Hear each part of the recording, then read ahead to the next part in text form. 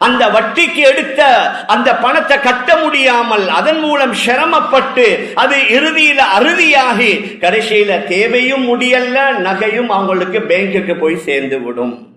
எங்கட பலர் ஊபர் அல்லது பிக்மி ஹயர் என்ன செய்யறாங்க, புக் பண்றாங்க. அவரை சேர்ந்துட்டாரு. இப்ப அவர் கேட்கிறாரு, எங்க போறீங்க, எவ்வளவு வந்தீங்க, ரைட் நீங்க இதை கேன்சல் பண்ணுங்க, வந்தாத்தான் எனக்கு தாங்கன்னு அவர் கேட்கிறாரு. நாங்க அவருக்கு கொடுக்க இயலாது, அது ஹராம். எங்களுடைய வீட்டுக்கு கரண்ட் பில் கூட வருது, தண்ணி பில் கூட வருது என்று யாராவது ஒரு எலக்ட்ரீஷியனை பிடித்து அந்த மீட்டரை செய்யறது அதுவும் ஹராம், இயலாது. அரசாங்கத்துக்கும் நீதமா நேர்மையா தான் நடக்கணும். கணியத்திற்குரிய பெரியார்களே, அன்பிற்குரிய கணவான்களே, சகோதரர்களே, முன்னொரு போதும் இல்லாத அளவுக்கு இன்று நம்முடைய நாட்டிலேயும் உலகத்துடைய பல பாகங்களிலேயும் வாழக்கூடிய மக்கள் பலவிதமான பிரச்சனைகளை, சவால்களை முகம் கொடுத்து கொண்டிருக்கின்றார்கள். அது பொருளாதார பிரச்சனையாக இருக்கலாம், அரசியல் ரீதியான பிரச்சனைகளாக இருக்கலாம், சமூக சீர்கேடுகளாக இருக்கலாம். இவ்வாறு நாம் பார்த்தோம் என்றால் ஒவ்வொரு வகையில பலவிதமான பிரச்சனைகளும் குழப்பங்களும் குற்றங்களும் நிறைந்து காணப்படுவதன் காரணமாக மக்கள் ஒரு வகையான நிராசையுடன் வாழ்ந்து கொண்டிருக்கின்றார்கள். ஆரம்ப காலத்தில் எப்படி அமைதியாக நிம்மதியாக வாழ்ந்தார்களோ அந்த காலம் மலை ஏறி ஒவ்வொரு நாளும் ஏதாவது ஒரு யோசனையுடன் சிந்தனையுடன் தான் வாழ்ந்து கொண்டிருக்கின்றோம். மேலான பெரியார்களே, அன்பிற்குரிய கணவான்களே, சகோதரர்களே, இதற்கு பலர் பலவிதமான காரணங்களை சொன்னாலும் அது அரசியல் ஸ்திரமற்ற தன்மை, பொருள்களுடைய விலைவாசி அதிகரிப்பு, சில வாலிப ஆண்களால பெண்களால ஏற்படக்கூடிய பாரதூரமான சில செயல்கள், முடிவுகள், இவ்வாறு நாம் பல விடயங்களை பட்டியலிடலாம். ஆனால் இவைகள் அனைத்திற்கும் மேலாக நம்முடைய இஸ்லாமியர்கள், அது ஆண்கள் பெண்கள், அவர்களை வலுவூட்டுவதற்காக வேண்டி ஆங்காங்கே ஊர்களிலும் பல நகரங்களிலும் பலவிதமான பயான் நிகழ்ச்சிகள், செமினார்கள், கவுன்சிலிங் வகுப்புகள், இவ்வாறு பல முயற்சிகள் நடந்தாலும் கூட ஒரு சிலர்களை நாம் பார்க்கலாம், இவைகள் அனைத்தையும் ஒரு புறம் தள்ளிவிட்டு அவர்கள் மனம் போன போக்கிலே வாழ்ந்து கொண்டிருக்கின்றார்கள். அதற்குரிய பெரிய உதாரணத்தை நீங்க இந்த மஸ்ஜிதுக்குள்ளேயும் மேல் மாடியில போய் பார்த்தீர்கள் என்றால் விளங்கும். சில வாலிபர்கள் மஸ்ஜிதுக்குள்ள லைஃப் டைம் காலம் எல்லாம் மொபைல் போன்ல தான் இருக்கிறார்கள். ஆனால் ஜும்ஆவுக்கு மஸ்ஜிதுக்கு உள்ள இந்த நடக்கக்கூடிய நிகழ்வுகளை கூட செவி மடுக்காமல், ஏன் அவர்களுக்கு சில நேரத்துல தாமதித்து வந்தால் வெயில்ல தொழ வேண்டி வரும், அதனால மஸ்ஜிதுக்குள்ள ஏசிக்குள்ள இருந்து கொண்டு நாங்க எங்கட மொபைல் போனை பார்த்து கொண்டிருப்போம். நமக்கு அடிக்கடி இந்த மாதிரியான செய்திகள் வந்து கொண்டிருக்கின்றது. உள் மஸ்ஜிதுல நம்முடைய பார்வைக்கு உட்படக்கூடியவர்கள் அல்ல, மேல் மாடிகள் உள்ள ஒரு சிலர், எல்லோரும் அல்ல, ஒரு சிலர் அவர்கள் என்ன சொன்னாலும் சரி, நீங்க சொல்வதை சொல்லுங்க, நாங்க செய்யறதை செய்து கொண்டிருப்போம் என்ற அடிப்படையில சிலர் அது அவர்கள் நினைத்த மாதிரி செய்து கொண்டும் வாழ்ந்து கொண்டிருப்பதன் காரணமாக முஸ்லிம்களுக்குத்தான் கெட்ட பெயர். பாருங்கள், இஸ்லாமியர்கள் இவ்வாறு செய்கிறார்கள், ஆண்கள் செய்கிறார்கள், பெண்கள் செய்கிறார்கள். நல்ல வேலைகளை செய்வதனுடைய ஆசை, ஆர்வம், விருப்பம் குறைந்து பாவமான காரியங்கள், தவறான காரியங்கள், அல்லாஹ் விரும்பாத பல விடயங்களுக்கு முண்டி அடித்துக் கொண்டு போட்டி போட்டுக் கொண்டு முழு இரவும் விழித்திருந்து கொண்டு பல பணங்களை செலவழித்து அதற்காக செல்லக்கூடியவர்களையும் நாம் பார்த்து கொண்டிருக்கின்றோம். நான் சுருக்கமாக இதை சொல்ல வருகிறேன் என்றால், நல்ல வேலைகளை செய்வதனுடைய ஆர்வம், விருப்பம் குன்றி குறைந்து பாவங்களின் மீது, பாவங்களை செய்வதன் மீது அவர்களுக்கு ஆர்வமும் ஆசையும் அதிகரித்துக் கொண்டிருக்கின்றது என்றால் இதற்குரிய பல காரணங்களில் ஒன்று, அவர்கள் உட்கொள்ளக்கூடிய உணவுல அந்த தூய்மையுடைய தன்மை குறைந்து அசுத்தமான தன்மை ஏற்பட்டது. ஏனென்றால் உணவில் மூலமாக மனிதனுடைய செயலில் வாழ்க்கையில் மிகப்பெரிய தாக்கம் உணவில் ஏற்படும், உணவின் மூலமாக ஏற்படும். அதனால குர்ஆன்ல பல இடங்களில் உங்களுடைய உணவுகளை சுத்தமாக வைத்துக் கொள்ளுங்கள். அது அல்லாஹ்வுடைய நபிமார்கள் ரசூல்மார்களாக இருந்தாலும் சரி, உணவு நல்லதாக இருந்தால் தான் செயல்கள் நல்லதாக அமையும். குர்ஆன் அல்லாஹ் கூறுகின்றான், யா அய்யுஹல்லதீன ஆமனூ குலூ மின் த்யய்யிபாத்தி மா ரஸக்னாகும் வஷ்குரூ லில்லாஹ். நாம் உங்களுக்கு வாழ்வாதாரமாக தந்ததில் தாராளமாக சாப்பிடுங்கள், ஆனால் சாப்பிட்டு விட்டு நீங்கள் எனக்கு நன்றி செலுத்துங்கள். நன்றி செலுத்துவது என்பது வெறும் வாயால அல்ல, நம்முடைய செயலால. பணம் இருந்தா பணத்தால, உடலுடைய ஆரோக்கியம் இருந்தா உடலுடைய ஆரோக்கியத்தால, நேரம் இருந்தா நேரத்தால அல்லாஹ்வுக்கு ஷுக்ர் செய்யணும்.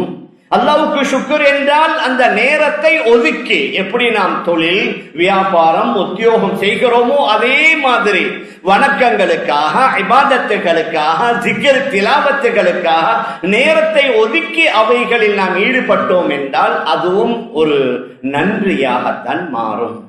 நபிமார்களையும் பார்த்து அல்லாஹ் கூறுகின்றான், யா அய்யுஹர் ருசுல் குலூ மினத் த்யய்யிபாத்தி வஅமலூ ஸாலிஹா. ரசூல்மார்களே, நல்லவைகளை சாப்பிட்டு விட்டு நல்லதை செய்யுங்கள். வஅமலூ ஸாலிஹான் என்ன? சாலிஹான நல்ல அமல்களை செய்யுங்கள். அப்படி என்றால் இதிலிருந்து நாம் என்ன விளங்கலாம் என்றால், நல்லதை சாப்பிட்டால் தான் நல்ல அமல்களை செய்யலாம். சில வேளை மார்க்கத்தில் அனுமதிக்கப்படாத தூய்மையற்றவைகளை சாப்பிட்டோம் என்றால் அந்த உடலால நல்ல வேலைகளை செய்ய முடியாது. குர்ஆன்ல கூட நாம் பார்க்கலாம், நபிமார்களுக்கும் அல்லாஹ் உத்தரவு, நீங்க சோம்பேறிகளாக இருக்கக்கூடாது, அடுத்தவர்களை நம்பி இருக்கக்கூடாது, உழைத்து வாழ வேண்டும் என்றா நாங்க பார்க்கலாம். சமீப காலமாக யாசகம் கேட்கக்கூடியவர்களுடைய அவர்களுடைய எண்ணிக்கை அதிகமாகிக் கொண்டிருக்குது. மஸ்ஜிதுகளுக்கு முன்னால மட்டுமல்ல, ஆங்காங்கே எங்கெங்க கலர் லைட் இருக்குதோ, சிக்னல் லைட் இருக்குதோ அந்த இடங்களிலேயும் நம்முடைய பல சகோதர சகோதரிகள் அடுத்தவர்களை நம்பி வாழ வேண்டாம், உழைத்து வாழுங்கள். நபிமார்களையும் அல்லாஹ் உழைத்து வாழ சொன்னான். எப்படி வாழணும், எப்படி உழைக்கணும், அதற்குரிய வழிகளை கூட அல்லாஹ் இலகுவாக்கி கொடுத்திருக்கின்றான் குர்ஆன்ல. வஅலன்னா லஹுல் ஹதீத். நாம் ஹஜரத் தாவூத் அலைஹிஸ்ஸலாத்து வஸ்ஸலாம் அவர்களுக்கு இரும்பை மிருதுவாக்கி கொடுத்தோம். சொல்லிவிட்டு அல்லாஹ் கூறுகின்றான், நீங்க அந்த இரும்பால என்ன செய்யணும்? எங்கட பாஷையில சொல்லலாம்னா கொல்லப்பட்டன வேலை. நீங்க இந்த இரும்பால அனிஅமல் சாபிகாத், நீங்க போர்க்கவசங்களை செய்யுங்க. அனிஅமல் சாபிகாத்தின் வகத்திர் ஃபிஸ் ஸர்தி வஅமலூ ஸாலிஹாத். நீங்க போர்க்கவசங்களை செய்யுங்கள். அந்த போர்க்கவசங்களில் உள்ள வளையங்களை ஒழுங்குபடுத்தி அதன் மூலம் சம்பாதித்து வஅமலூ ஸாலிஹா, உணவை உண்டு நல்ல வேலைகளை செய்யுங்கள் என்று ஹஜரத் தாவூத் அலைஹிஸ்ஸலாத்து வஸ்ஸலாம் அவர்களுக்கு அல்லாஹ் குறிப்பிடுகின்றான். சுலைமான் அலைஹிஸ்ஸலாத்து வஸ்ஸலாம் அவர்களுக்கு அல்லாஹ் ஜின்களை வசப்படுத்தி கொடுத்திருந்தான். அந்த ஜின்கள் தான் அவர்களுக்கு முன்னால வேலை செய்வார்கள். வமினல் ஜின்னி மய்யஅமலு பைன யதைஹி பிஇذن ரப்பிஹி. அந்த ஜின்கள் அவர்களுக்கு முன்னால அல்லாஹ்வுடைய அனுமதியை கொண்டு பல வேலைகளை செய்வார்கள். சிரமமான கஷ்டமான வேலை. يعملون له ما يشاء من محاريب وتماثيل وجفان كالجواب وقدور الراسيات. அவர்கள் என்ன செய்வார்கள்? يعملون له ما يشاء من محاريب, பெரும் பெரும் மிஹ்ராபுகளை, பெரும் பெரும் கோட்டைகளை, ஒத்தமாசீல சிற்பங்களை, வஜிஃபானின் கல் ஜவாபி, தண்ணீர் தொட்டியை போன்ற பெரும் பெரும் கொப்பரைகளை, வகுதூரில் ராசியாத், பூமியிலே பதிந்திருக்கக்கூடிய பிரமாண்டமான சமையல் பாத்திரங்களை அந்த ஜின்கள் உருவாக்குவார்கள் என்று குர்ஆன் அல்லாஹ் சொல்லிவிட்டு மீண்டும் கூறுகின்றான், யஅமலு ஆல தாவூத ஷுக்ரா. தாவூதுடைய குடும்பமே, நீங்க நன்றியை கொண்டு நன்றியுடைய செயலை செய்யுங்கள் என்றால் நன்றியின் மூலமாக அல்லாஹ்வை வணங்குங்கள். மேலான பெரியார்களே, சகோதரர்களே, இப்படி குர்ஆன்ல நிறைய ஆயத்துகள் எங்களுக்கு சாட்சியாக இருக்கின்றது. அதாவது நல்ல முறையில உழைத்தால், நல்ல முறையில சம்பாதித்தால், நல்ல முறையில வருமானம் வந்தால் அதன் மூலம் நல்ல வேலைகளை செய்யலாம். எங்களுடைய நபி ஸல்லல்லாஹு அலைஹி வஸல்லம் அவர்கள் நுபுவத் கிடைத்ததற்கு பின்னாலும் மக்காவுல ஜுர்ஃப் என்ற இடத்துல விவசாயம் செய்தார்கள். மதீனாவுல ஜுர்ஃப் என்ற இடத்துல விவசாயம் செய்தார்கள். மக்காவுடைய அஜியாத் மலை அடிவாரங்களில் ஆடுகளை மேய்த்தார்கள். பல நபிமார்கள் பலவிதமான வேலைகளை செய்ததாக சரித்திரத்தில் கூறப்பட்டிருக்கின்றது. அதனால நபி அவர்கள் பாராட்டுவார்கள். உலகத்துல தொழில் வியாபாரம் செய்யக்கூடியவர்கள் யார் உண்மையாக நேர்மையாக செய்கிறார்களோ அவர்கள் கியாம நாள்ல நபிமார்களுடன் இருப்பார்கள் என்றும் கூட ஒரு ஹதீஸ்ல வருது. இன்னும் ஒரு ஹதீஸ்ல சொன்னார்கள், கொடுக்கல் வாங்கலில் ஈடுபடக்கூடிய 2 பேருமே அல் பையானி பில் ஹியாரி மாலம் யதஃபர்ரகா, அந்த சபையிலிருந்து பிரியாத வரைக்கும் 2 பேருக்குமே சம்மதம் இருக்குது. ஒன்று வியாபாரத்தை செல்லுபடியாக்கலாம், விருப்பம் இல்லாட்டி அதை கேன்சல் பண்ணலாம். சொல்லிவிட்டு என்ன சொன்னார்கள், ஃபைன் சதகா வ பையனா பூரிக ஃபீ பைஇஹிமா. 2 பேருமே உண்மையை பேசி அந்த பொருளில் ஏதாவது குறை இருந்தால் அந்த குறையை தெளிவுபடுத்தி, குறையை மறைத்து தலையில கட்டுவது அல்ல, அதிலே உள்ள குறைகளை தெளிவுபடுத்தி விட்டால் பூரிக லஹுமா ஃபீ பைஇஹிமா, 2 பேர்களுடைய வியாபாரத்தில் அல்லாஹ் பரக்கத் செய்வான். வைன் கதபா வ கதமா, 2 பேருமே பொய்யை கூறுகிறார்கள், 2 பேருமே உண்மையை அதிலுள்ள குறைகளை மறைத்து அடுத்தவருக்கு விற்க பார்க்கின்றார்கள். நபி அவர்கள் சொன்னார்கள், முஹிகத் பரக்கத்து பைஇஹிமா, 2 பேர்களுடைய வியாபாரத்தில் உள்ள பரக்கத் அளிக்கப்பட்டு விடும். மேலான பெரியார்களே, சகோதரர்களே, ஒரு 40-50 வருடங்களுக்கு முன்னால எங்களுடைய அநேகமானவர்களுடைய வீடுகள்ல 8, 10, 12, 14 பிள்ளைகள் கூட ஒவ்வொரு வீட்டிலேயும் வளர்ந்து வாழ்ந்து வந்தார்கள். வீட்டில் உள்ள ஒரே ஒரு வாப்பா மட்டும்தான் சம்பாதிப்பார். எக்ஸ்போர்ட்டும் இல்ல, இம்போர்ட்ஸும் இல்ல, பெரிய வெளிநாட்டு பயணங்களும் இல்ல, சாதாரணமான கூலி வேலை. நாட்டு சைடுகளுக்கு போய் எதையாவது கிடைக்கிறத எடுத்துக்கொண்டு வந்து பகலாகுவதற்கு முன்னால் விட்டு முடித்துட்டு பகலக்கே வீட்டுக்கு சென்று விடுவார்கள். அந்த 10-12 பேர்களுடைய தேவைகளும் அழகான முறையில பூர்த்தியாகும். இப்பொழுது நாங்க பார்த்தோம்னா எல்லாரும் போறது, ஆம்பளையும் போற, பொம்பளையும் போற, பெரியவரும் போற, சிறியவரும் போற, படிக்கிறவரும் பார்ட் டைம் ஜாப் செய்யற, இவ்வாறு இந்த அளவுக்கு வருமானம் வந்தும் யார்கிட்ட கேட்டாலும் கொஞ்சம் கஷ்டமா தான் இருக்குது, நெருக்கடியா தான் இருக்குது, சிக்கலா தான் இருக்குது. ஏன்? மேலான பெரியார்களே, சகோதரர்களே, எங்களுடைய வருமானத்தில் எங்கேயோ ஒரு ஓட்டை, எங்களோட வருமானத்தில் எங்கேயோ ஒரு இடத்துல ஒரு தவறு இருக்குது. மேலான பெரியார்களே, சகோதரர்களே, அதனால் அவைகளை நாம் இனம் கண்டோம் என்றால் தான் எங்கட யங்ஸ்டர்ஸ், எங்கட வாலிப சில ஆண்களும் பெண்களும் வழிபடுகிறார்கள் இல்ல, கட்டுப்படுகிறார்கள் இல்ல, பேச்சுகளை கேட்கிறார்கள் இல்ல, நல்ல விடயங்களை செய்வதற்கு ஆசை ஆர்வம் இல்ல, மறுமுனையில் பாவமான காரியங்களுக்கு முண்டி அடித்துக் கொண்டு ஓடுகிறார்கள் என்றால் முழுக்க முழுக்க தவறை அவர்களின் மேல் போட முடியாது. அதுல சில தவறுகளுக்கு நானும் கூட பொறுப்புதாரிகள். என்ன?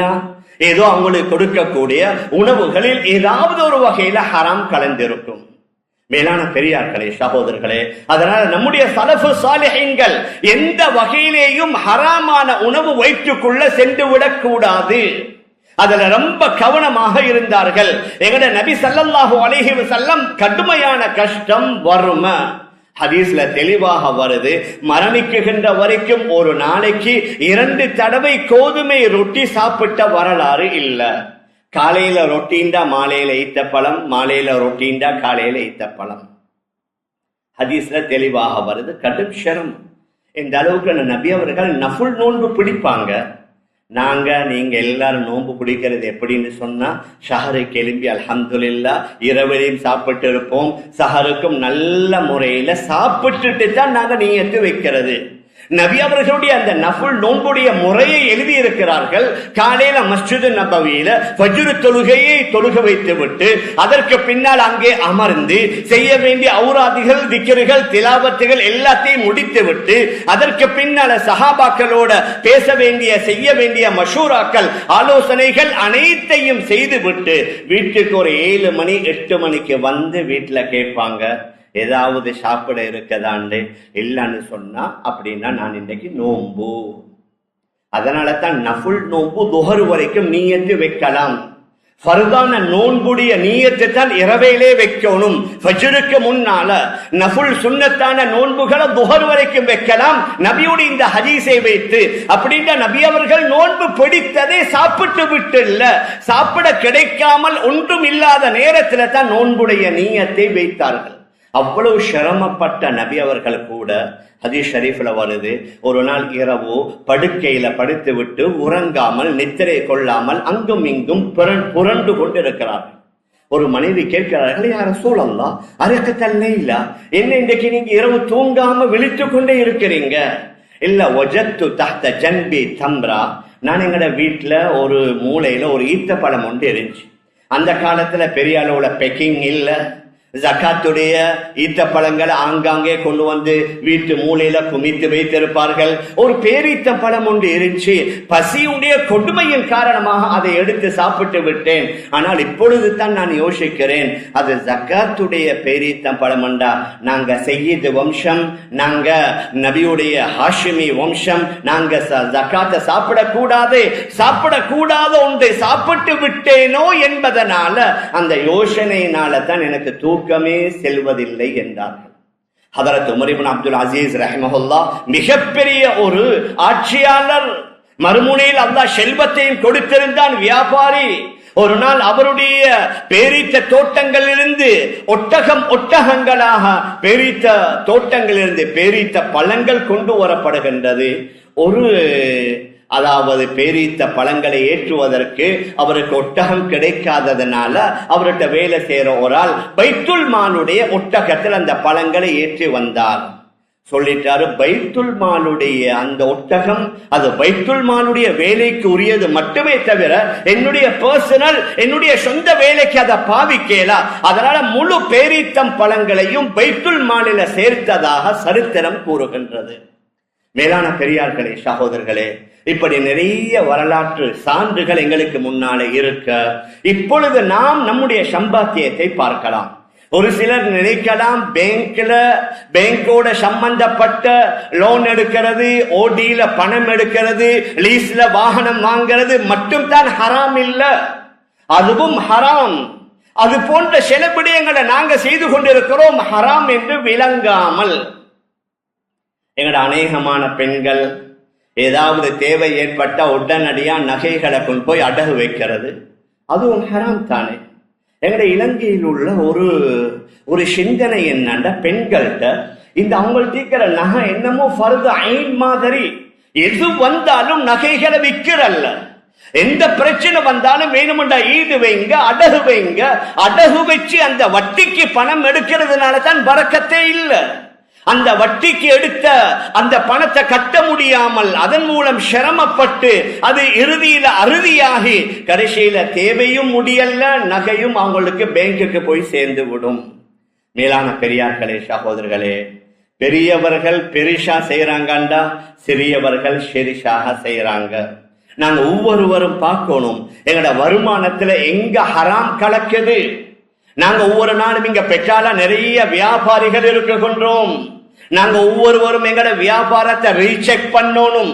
வருடம் நாங்க கணக்கு பார்க்கின்றோம் ஜகாத் கொடுப்பதற்கு. அது மாத்திரமல்ல, ஒவ்வொரு வருடமும் எங்களுடைய பிசினஸ்ல ஏதாவது ஹராம் கலந்திருச்சா அல்லது 100க்கு 100 நாங்க ஹலாலாக செய்கிறோமா என்று அடிக்கடி நாங்க செக் பண்ணணும்.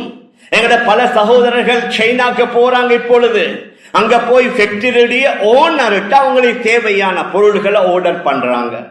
அது டெக்ஸ்டைலாக இருக்கலாம், டைல்ஸ் அல்லது பாத்ரூம் எசசரிஸ் அல்லது பிளாஸ்டிக் அல்லது ஹார்ட்வேர், எக்கச்சக்கமான பொருள்கள் வெளிநாட்டிலிருந்து இப்பொழுது வந்து கொண்டிருக்குது. இவங்க அங்க போய் அந்த ஓனர்கிட்ட, அந்த ஃபேக்டரியுடைய ஓனர்கிட்ட சொல்றது, நீங்க என்ன செய்யுங்க, இந்த பிராண்ட் இந்த பேரை போட்டு இதை அடிச்சுட்டாங்க.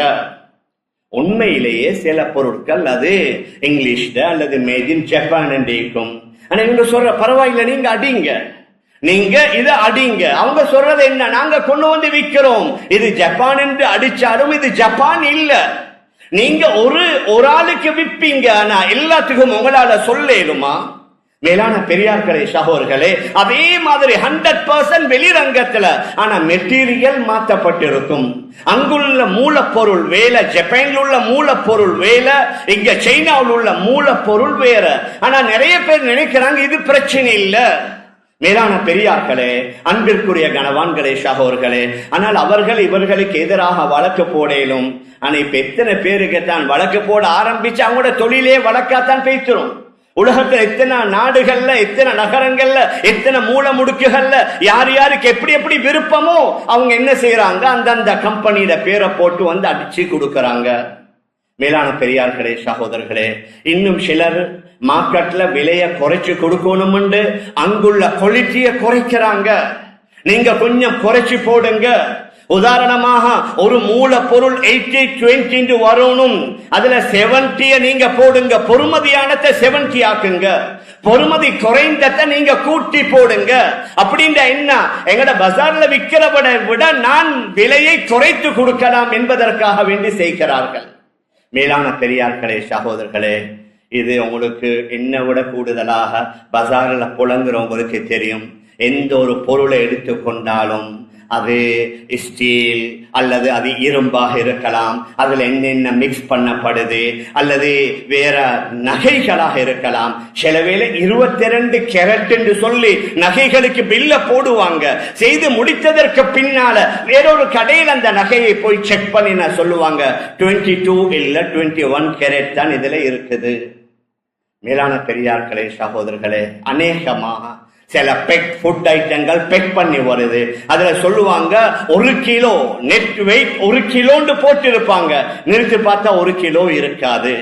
சில வேளை ஒரு 50 கிராம் 25 கிராம், ஒரு பெக்ல 50 கிராம் குறைச்சா 1000 பெக்ல எத்தனை கிராம், 10,000 பெக்ல எத்தனை கிராம். மேலான பெரியார்களே, அன்பிற்குரிய கணவான்களே சகோதரர்கள், இப்படியே சாதாரணமான இந்த சின்ன செலோடேப் ரோல் எடுத்து பாருங்க, பார்க்கலாம். அதுல எத்தனை 1000 யார் அல்லது 100 யார் அளந்து பார்க்க போற? யாராவது இதுவா அளந்து பார்க்க மாட்டார்கள். ஆனா செய்யறவங்களுக்கு தெரியும். இவர் போய் சொல்லுவார், இதுல இத்தனை யாரை வச்சு நீங்க செலோடேப் அந்த ரோலை நீங்க செய்யுங்க. அது மேலான பெரியார்களே சகோதரர்களே, அதே மாதிரி இன்றைக்கு மருந்து வகைகளை நாங்க எடுத்துக்கொள்ளலாம். மருந்து வகைகள் சரியான விலை கூட. இங்கிலீஷ், யூரோப், அமெரிக்காவுடைய சில மாத்திரைகள் சரியான விலை, ஆனா அந்த மருந்து சரியான தட்டுப்பாடு. அதனால அதே பேரை போட்டு இங்க செய்வாங்க. செய்கிறவர்கள் மாத்திரமல்ல, இன்றைக்கு எங்கட சிலர்கள் இருக்கிறாங்க, அவர்கள் தான் டாக்டர்மாருக்கு போய் இந்த மருந்துகளை அறிமுகம் செய்யறவங்க. அந்த பெரிய பெரிய டாக்டர்மார்களுக்கு கொடுக்கிற லஞ்சம் பணம் அல்ல, அவங்களுக்கு ஏர் டிக்கெட் கொடுக்கிற, அவங்களுக்கு சிங்கப்பூர் பயணம், உங்களுக்கு நீங்க யூரோப் போயிட்டு வரலாம், உங்களுக்கு ஃபுல் புக்கிங் ஃபுல் போர்ட் நாங்க ஏற்பாடு செஞ்சு தாரோம். எல்லோரும் அல்ல, இதுல சிலர் நல்லவர்கள் இருக்கிறாங்க, நான் இல்லைன்னு சொல்லல. ஆனால் வார நோயாளிகளுக்கு என்ன நடந்தாலும் பரவாயில்லை, சிலர்கள் ஆக கூடுதலான பொறுமதியான இந்த மருந்தை மார்க்கெட் பண்ணணும் என்பதற்காக அந்த வைத்தியர்களுக்காக பல விடயங்களை கொடுப்பாங்க. அவர்கள் அந்த மருந்துகளை தான் அவர்கள் எழுதுவார்கள். இப்படி நான் எதை சொல்ல வாரேன்டா, எங்கட பஜார்ல மார்க்கெட்ல எக்கச்சக்கமான ஏமாற்றுதல்கள், மோசடிகள், அநியாயங்கள் நடக்குகின்றன. ஏதாவது ஒரு வகையில நாங்க அதற்கு துணை போனா நாங்களும் பாவிகள், நாங்களும் குற்றவாளி. குர்ஆன் அல்லாஹ் கூறுகின்றான், வதஆவனு அலல் பிர்ரி வத்தக்வா, நல்ல தக்வாவான விடயங்களுக்கு உதவி செய்யுங்க. வலா தஆவனு அலல் இஸ்மி வல் உத்வான், பாவமான அல்லது விரோதமான காரியங்களுக்கு உதவி செய்யாதீங்க. எங்களுக்கு ஆக விளங்குற ஒரு உதாரணம் உண்டா, எங்கட பலர் ஊபர் அல்லது பிக்மி ஹயர் என்ன செய்யறாங்க, புக் பண்றாங்க. அவர் சேர்ந்துட்டாரு. இப்ப அவர் கேட்கிறாரு, எங்க போறீங்க, எவ்வளவு வந்தீங்க, ரைட் நீங்க இதை கேன்சல் பண்ணுங்க, வந்தாத்தான் எனக்கு தாங்கன்னு அவர் கேட்கிறாரு. நாங்க அவருக்கு கொடுக்க இயலாது, அது ஹராம். ஏன், அவர் அந்த கம்பெனியோட ஒரு எக்ரிமெண்ட் சைன் பண்ணிக்கிறாரு. அந்த கம்பெனி தான் இவருக்கு ஹயர் எடுத்து கொடுத்திருக்கிறாங்க. அவர் சொல்றாரு, இல்ல இல்ல பரவாயில்ல கேன்சல் பண்ணுங்கன்னு சொல்லி. நான் எதை சொல்ல பாருங்க, இப்படி ஒவ்வொரு நாளும் எங்களை அறியாமல் பல தவறுகள் குற்றங்கள் நடக்குது. எங்களோட வீட்டுக்கு கரண்ட் பில் கூட வருது, தண்ணி பில் கூட வருது என்று யாராவது ஒரு எலக்ட்ரீஷியனை பிடித்து அந்த மீட்டரை செய்யறது, அதுவும் ஹராம், ஏலாது. அரசாங்கத்துக்கும் நீதமா நேர்மையா தான் நடக்கணும். அரசாங்கத்துக்கும் தவறுதலாக ஹரமாக நடக்க முடியாது என்று எங்களை ஷரியா கூறிக்கொண்டிருக்கின்றது.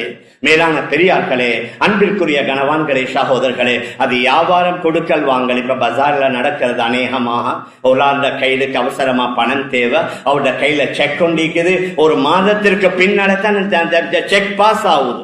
உதாரணமா 1 லட்சத்துடைய ஒரு செக், அவசரமா பணம் தேவை. ஒரு ஆள்கிட்ட போயிட்டு சொல்றாரு, ரைட், எனக்கு நீங்க 95,000 ரூபாய் தாங்க, இந்த செக்கை நீங்க வச்சுக்கோங்க. இது ஏலாது, ஹராம். மேலான பெரியார்களே, சகோதரர்களே, ஹாபருக்கு சாமான் வந்திருக்குது, அந்த சாமானை கிளியர் பண்ணணும்.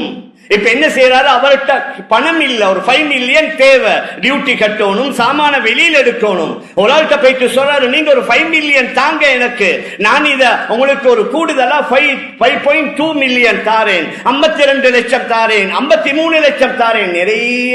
நிறைய பணம் வைத்திருக்கிறவர்கள் இப்படி சம்பாதிக்கிறாங்க. அவங்க சும்மா ஃப்ரீயா இருந்து கொண்டு கஷ்டப்படாம சிரமப்படாம மேலுக்கு நோகாம என்ன செய்யறது, அவருக்கு பணத்தை கொடுக்கிறது. நீங்க கிளியர் பண்ணிட்டு வந்ததோட எனக்கு இவ்வளவு ப்ராஃபிட்டோட தந்துருங்க, ஏலாது. ஒன்று, அவருடன் நீங்க நேரடியாக சம்பந்தப்படணும், பார்ட்னர் ஆகணும். அது மார்க்கத்தில் முஷாரக்கா, முபாரபா, அதே மாதிரி இன்னும் பல வகைகள் இருக்குது. அதுல ஏதாவது ஒரு வகையில சேர்ந்தா பரவாயில்லை. அந்த பொருளை பர்ச்சேஸ் பண்ற நேரத்தில் நீங்க அவரோட பார்ட்னர் ஆகி இருக்கணும். அல்லது ஹாபர்ல வந்த சாமான எடுக்கிறதுக்கு ஒரு அழகான வழி என்ன, இப்ப அந்த சாமானுக்குரிய பொருள்களுக்குரிய டியூட்டி கட்ட எனக்கு பணம் இல்ல, நான் ஒரு ஆள்கிட்ட போய் சொல்றேன், இவ்வளவு பொறுமதியான சாமான் பொருள்கள் வந்திருக்குது, அதை நான் உங்களுக்கு விற்கிறேன், எனக்கு காஸ்ட் இவ்வளவு, உதாரணமா 5 மில்லியன், நான் 5.5க்கு உங்களுக்கு 55 லட்சத்துக்கு உங்களுக்கு நான் விற்கிறேன், நீங்க என்னிடமிருந்து வாங்கிக்கோங்கன்னு சொல்லி அவருக்கு அந்த பொருளை அங்கே வச்சு கொடுக்கிறது. அவர் வாங்குறாரு, அவருடைய கைக்கு வந்ததற்கு பின்னால அவர் ஒரு ப்ராஃபிட்டை வச்சு, சரி உங்களுக்கு நான் 57 லட்சத்துக்கு திருப்பி உங்களுக்கு நான் விற்கிறேன், அல்லது 60 லட்சத்துக்கு உங்களுக்கு நான் விற்கிறேன் என்றா பரவாயில்லை. இது முறை, ஹலாலாக ஆக்கக்கூடிய முறை. மேலான பெரியார்களே, சகோதரர்களே, ஆனால் இந்த முறைகள் அநேகமாக பார்க்கப்படுவதில்லை. ஏதாவது ஒரு அடிப்படையில ப்ராஃபிட் வரணும். வெளியூர்களுக்கு நிறைய பேர் போறாங்க, சரி வைங்களே, நாட்டு சைட்ல இருந்து கொழும்புக்கு ஒரு ஆள் வாராரு, நாட்டு சைட்டில் உள்ள ஒரு ஆள் தூரம், அவருக்கு வந்து போவதற்குரிய நேரம் இல்ல, வசதி இல்ல, ஒரு பணத்தை கொடுத்து கொழும்பால நீங்க எனக்கு இந்த பொருளை வாங்கி கொண்டு வந்து தாங்கன்றாரு. உண்மையிலேயே அந்த பொருள் ஒரு 5,000 ரூபாண்டா, இவர் என்ன செய்யறாரு, 6,000 ரூபான்னு கொடுத்து அது ஏலாது, ஹராம். அல்லது அந்த கடையில போய் நீங்க இந்த 5,000 ரூபாய் பொருளுக்கு 6,000 ரூபாய் பில் போட்டு தாங்கன்னு கேட்க கடைக்காரனும் கொடுக்கலா, பாதுகாத்துக்கு உதவி செய்யலா. அவர் சொல்லுவார், அப்படின்னு இந்த கஸ்டமரை விட்டா நான் எப்படி பிசினஸ் செய்யறேன்? இதுதான் ஹலாலான பிசினஸ்ல சிரமம் இருக்குது. வெளிநாடுகளில் போறவர்கள், உதாரணமாக வெளிநாட்டு போறாங்க, அங்க பொருள் ஒன்று குறைவாக இருக்குது, நீங்க கொஞ்சம் எனக்கு இதை வாங்கி கொண்டு வந்து தாங்காண்டு என்ற உங்களை வாங்குவதற்குத்தான், நீங்க அதே விலைக்கு அவருக்கு வாங்கி தரணும் என்ற நீயத்தில தான் உங்களை அனுப்புறாரு. நீங்க சிங்கப்பூர்லயோ துபாயிலையோ போயிட்டு அந்த பொருளை வாங்கி, நான் ஹோட்டல்ல இருந்து டாக்ஸி பிடிச்சேன், மார்க்கெட் போனேன், அந்த பொருளை தேடினேன், என்னுடைய நேர காலம் போச்சு, அதனால நான் 100 திர்ஹம் அல்லது 100 சிங்கப்பூர் டாலர் எக்ஸ்ட்ரா வச்சு அவருக்கு கொடுக்கலாம்.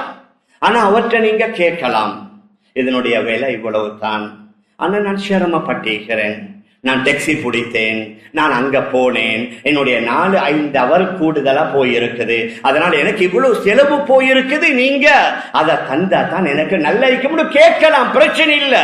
ஆனா நீங்க என்ன சொல்றது, நானும் ஒரு விலை வச்சு கொடுத்தேன், நீங்க விலை வச்சு கொடுக்கறதுக்கு அவருடைய பிசினஸ் செய்யலையே, ஒரு பொருளை வாங்கி தருவதற்கு உங்களை அவர் என்ன செய்திருக்கிறார், அனுப்பிக்கிறார். இப்ப உதாரணமா நாங்க ஒரு பிள்ளைட்ட பணத்தை கொடுத்து அனுப்புறோம், கடையில் இதை வாங்கிக்கொண்டு வாங்காண்டு அவரோட பிசினஸ் செய்யல, அவரை நாங்க உதாரணமாக வெளிநாட்டு போறவங்க பெரிய பெரிய முதலாளிமார், அவங்களோட மேனேஜர்மார அனுப்புறது பர்ச்சேஸ் பண்ண, அவர்களும் அங்க அநியாயம் செய்யலாம். அங்க போய் அந்த ஏஜென்ட்மார்களோட பேசி, நீங்க இந்த பொருளுக்கு இவ்வளவு போடுங்க, ஹோட்டலுக்கு இவ்வளவு போடுங்க, உணவுக்கு இவ்வளவு போடுங்கன்னு மாத்தி போடவும் மேலாது. மேலான பெரியார்களே, சகோதரர்களே, நேரம் இல்ல, இப்படி நீங்க சொன்னா இதே மாதிரி 100 விடயங்கள் சொல்லுவீங்க. இப்படி எல்லாம் பஜார்ல நடக்குது. மேலான பெரியார்களே, சகோதரர்களே, இப்படி நடக்கிறதுனால தான் எங்களோட வருமானத்துல அந்த பரிசுத்த தன்மை குறைஞ்சிருக்குது. பிசினஸ் மட்டுமல்ல, ஒர்க் பண்றவங்களும் அப்படித்தான். அது அரசாங்க ஜொப்பாக இருக்கலாம், அல்லது இந்த மஸ்ஜிதுக்கு பின்னால் உள்ள பெரிய ஒரு நிறுவனம். அங்க வேலை செய்யறவங்கள்ட்ட கேட்டு பாருங்க, பார்க்கலாம். அவர்கள் எத்தனை மணிக்கு வேலைக்கு போறாங்க, எத்தனை மணிக்கு வாராங்க, அவர்கள் போற நேரம் பேய்த்து அவர்கள் பிங்கர் பிரிண்ட் வைப்பாங்க. இடையில் உள்ள அந்த 8 மணி நேரம் முழுக்க அங்க செலவழிக்கிறாங்களா, வேலை செய்றீங்களான்னு கேட்டு பாருங்க.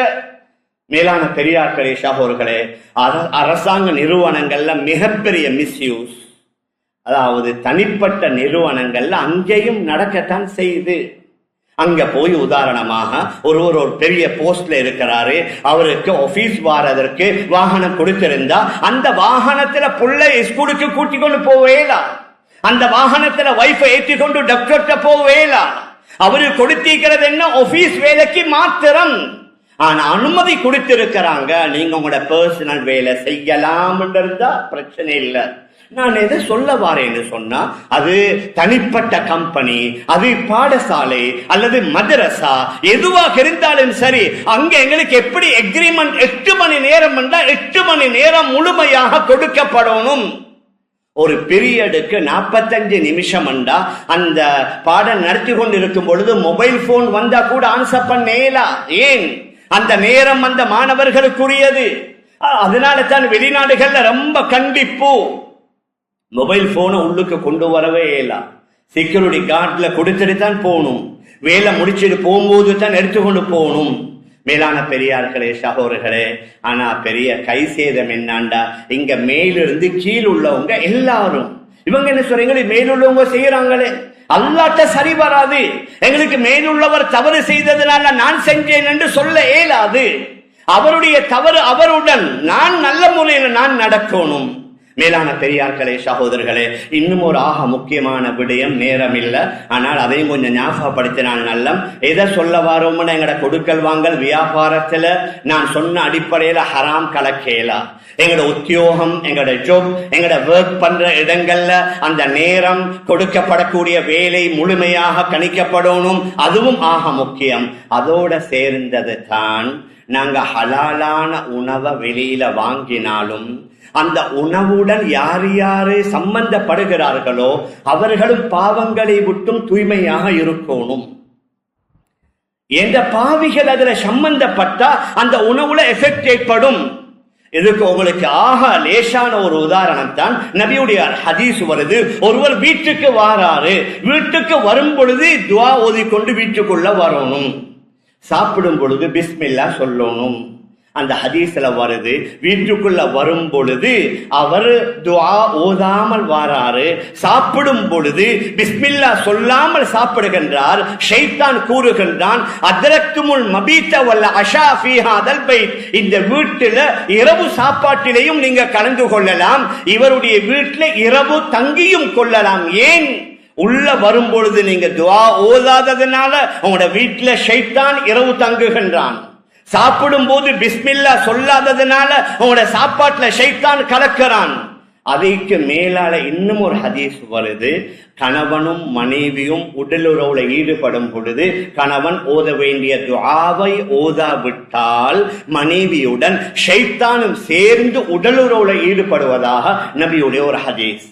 மேலான பெரியார்களே, சகோதரர்களே, வீட்டுக்குள்ள வரும் பொழுது துஆ ஓதாததுனால, சாப்பிடும் போது பிஸ்மில்லா சொல்லாததுனால, மனைவியுடன் சேரும் பொழுது ஓத வேண்டிய துஆவை ஓதாததுனால ஷைத்தான் அங்கு நம்முடைய வீட்டில உணவுல அவன் பங்கு கொள்கின்றான் என்றால், சாப்பாடு சமைக்கிறவர் பிஸ்மில்லா சொல்லாவிட்டால் அந்த உணவிலேயும் ஷைத்தான் சேர்ந்து கொள்கின்றான். அபூ தாவூதுடைய திர்மிதியுடைய ஹதீஸ், இன்ன ஷைத்தான யஸ்தஹில்லு தஆம அல்லா யுذكر இஸ்முல்லாஹி அலைஹி, எந்த உணவுல அல்லாஹ்வுடைய பெயர் சொல்லப்படலையோ அந்த உணவுல ஷைத்தானும் சேர்ந்து கொள்கின்றான். நான் எதை சொல்ல வாரேன்டா, இன்றைக்கு நாங்க சரி ஹலாலாக சம்பாதிக்கிறோம், வீட்டுல வைஃபு கொஞ்சம் ஓய்வு கொடுக்கணும் என்று சொல்லி இன்றைக்கு நிறைய ஸ்ட்ரீட் ஃபுட்ஸ் வந்திருக்குது. ரெஸ்டாரண்ட் காரவங்க யாரும் கோபித்துக் கொள்ள வேணாம், நான் மார்க்க சட்டத்தை கூறுகின்றேன். நிறைய ஸ்ட்ரீட் ஃபுட்ஸ் வந்திருக்குது. நைட்ல எந்த கடைக்கு போனாலும் சரி, அங்க ஃபுல் பெக்கா இருக்குது, ஃபுல் கிரௌடா இருக்குது.